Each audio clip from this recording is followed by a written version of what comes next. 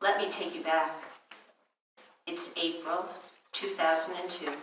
I'm in the kitchen with my son and daughter, ages 3 and 4.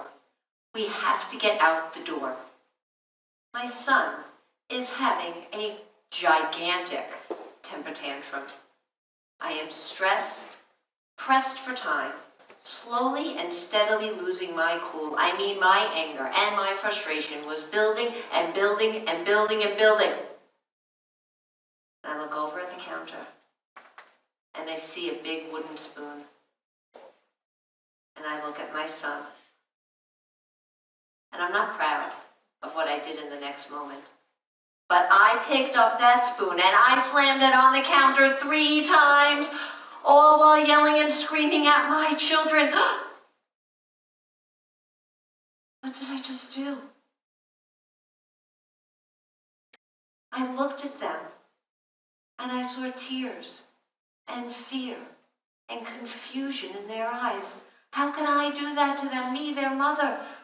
I never wanted to be that mother because I was once that child. And I decided in that moment something had to change and that something was needed. So what did I do? I invested in myself. I decided I would heal my trauma. And that is just what I did. I dug in. I hired a therapist. I hired a hypnotherapist. And I was braver than I had ever been before because I needed to know what happens inside of someone, namely me, when you go from calm, cool, and collected to out of your mind in a split second. What I learned is that everything that happens from inside of me. No one on the outside is causing me to react the way I am. These were all things that were inside of me that were exploding out of me from the past. So, I'm going to take all of us on a little trip down memory lane. And I invite all of you to just close your eyes with me now. Go ahead, close your eyes and keep them closed until I invite you to open them. That's right.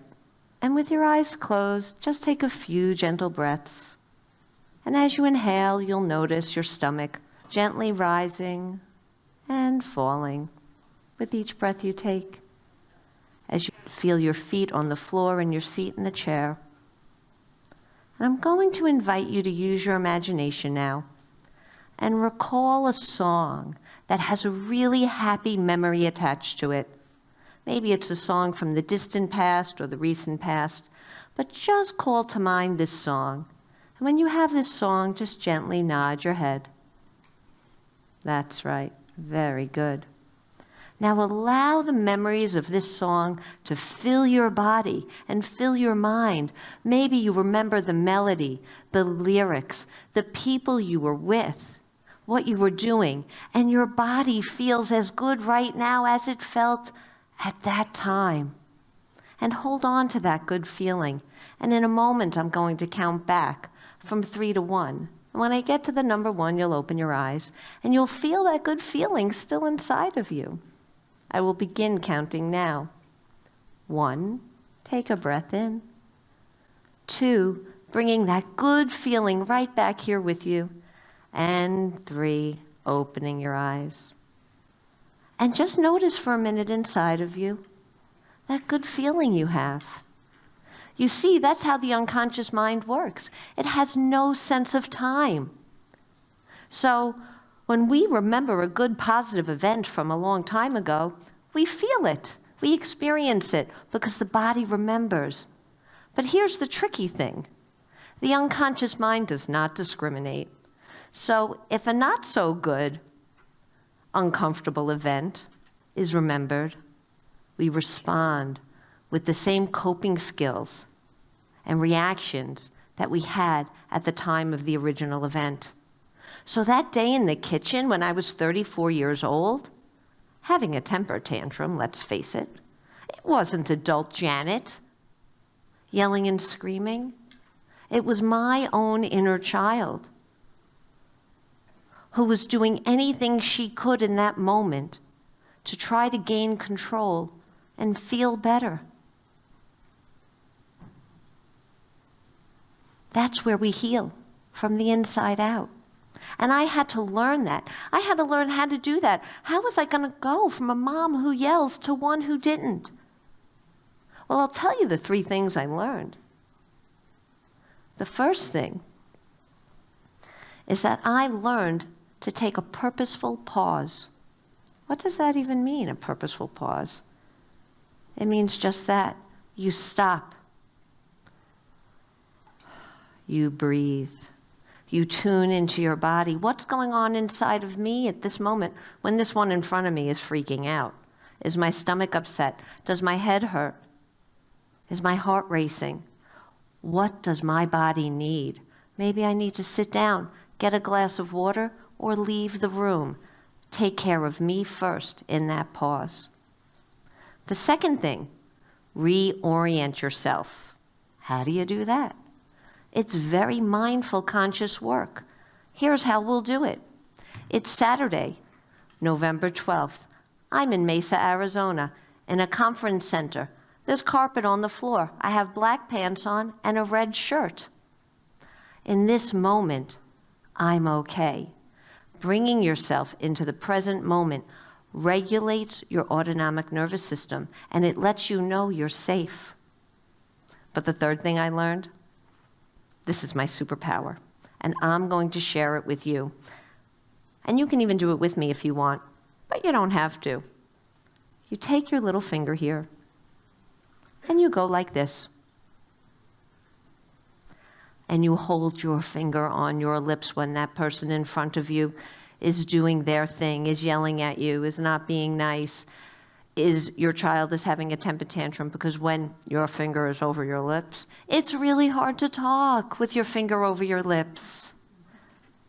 And when you do this, it looks like you're listening to them.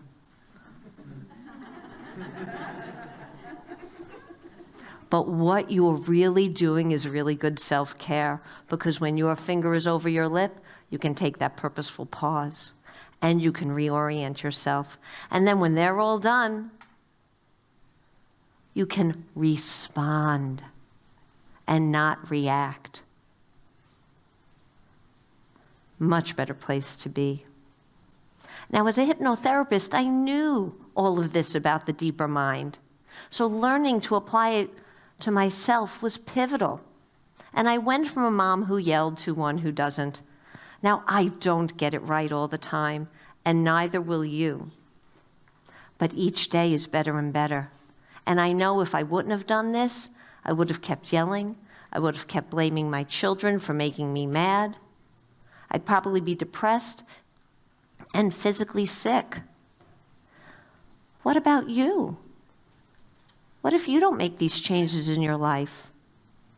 Will you be able to reach the goals that you want? Will your mood be elevated?